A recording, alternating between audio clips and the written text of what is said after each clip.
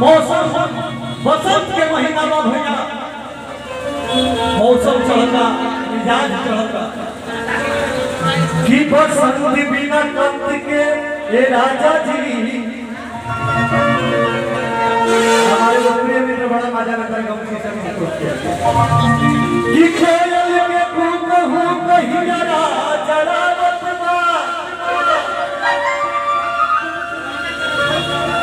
पापी पपिहरा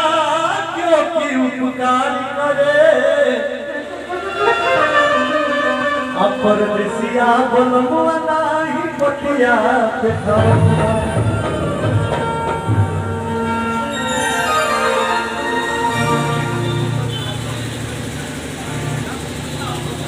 तीना होके तीना हो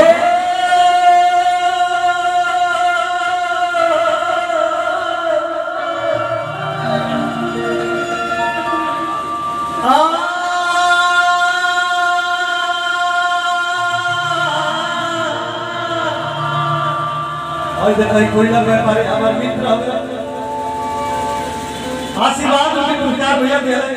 हार्दिक अभिनंदन स्वागत बा आशीर्वाद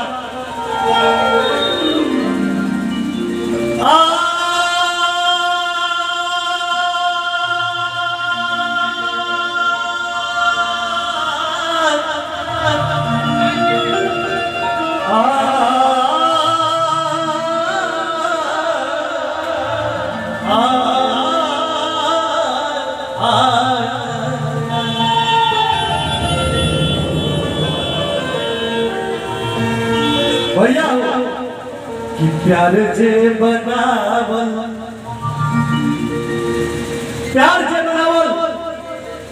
वो लागता कि पागल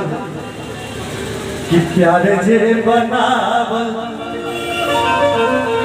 अब पागल और दिल जे बनावल होई कसाई जे बनावल पागल होई दिल जे बनावल होई कसाई जे बनावल ओ वही तमील लागे पानी में बुझाए पानी में बुझाए तो सदा के मौसम धार तो सदे ले जाए तुझे बनावल पागल होई प्यार जे बनावल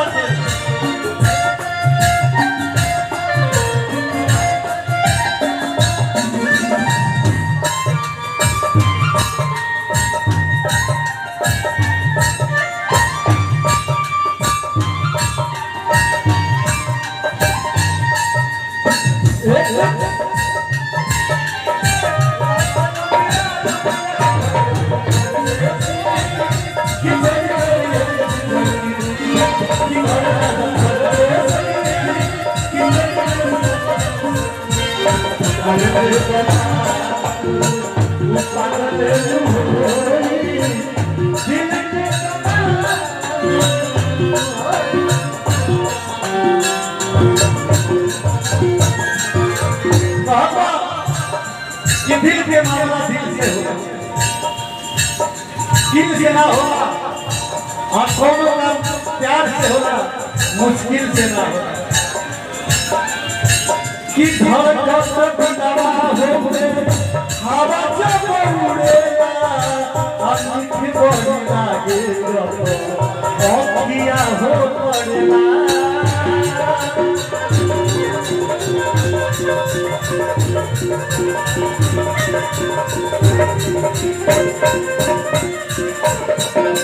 धड़कन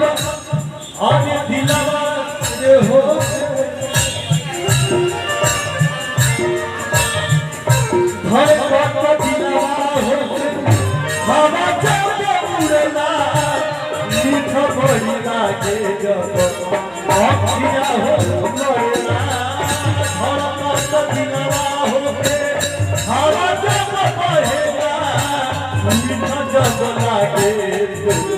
अखिया हो मोरेला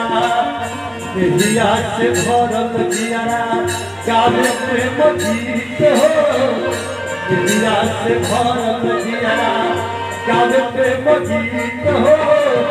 एक क्षण में निकला के यार से बिताई यार से बनावल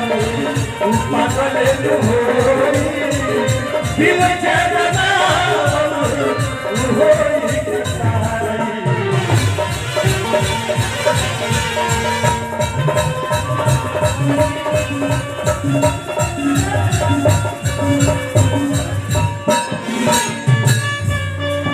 क्या बात है हमारे बड़ा नाम क्या है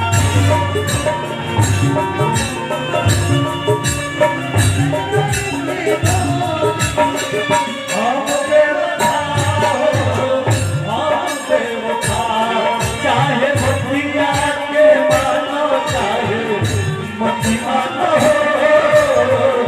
मटी मानो प्यार में नहीं खिलोनी हम बेवफा हो हम बेवफा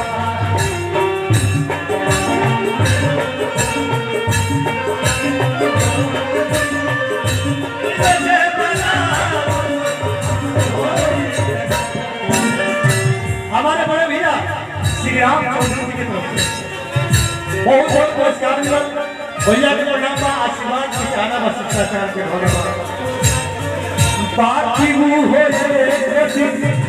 जिंदगी में आवेगा प्यार जब होया और सभी देखा बेसा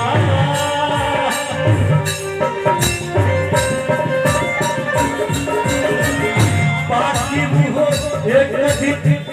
जिंदगी में आवेगा प्यार जब होया और सभी देखा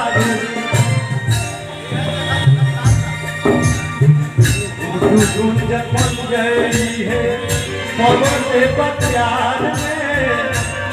गुंज बन गई है पवन से प्यार में कब के समुद्र में कब हो बनाई बना पागल हो प्यार से बनावल होई कसाई जिंदगी बना पागल हो दिल से बनावल होई कसाई